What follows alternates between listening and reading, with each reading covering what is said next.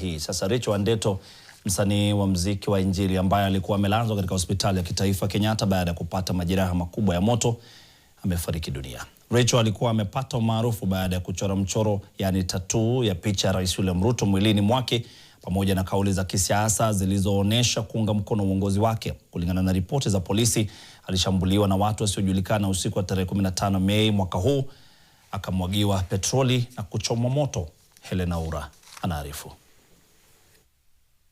Kifo cha kusikitisha cha mwanamuziki wa Injili Rachel Wandeto kimezua hasira miongoni mwa Wakenya baada ya kuchomeka kwa 70% ya mwili wake.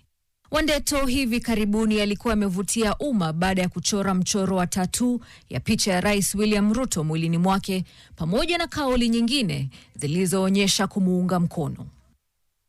Rais William Ruto ametuma rambirambi kupitia mtandao wa X, nikimnukuu: "Mungu awape familia na marafiki faraja, amani na nguvu ya kuvumilia msiba wa Bi Rachel Wandeto.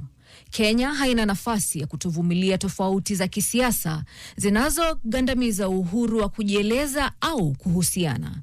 Hali hii inatishia udhabiti wetu wa kidemokrasia." Familia ya Wandeto imeomba nafasi ya kumwomboleza mpendwa wao kwa amani wakati huu wa majonzi.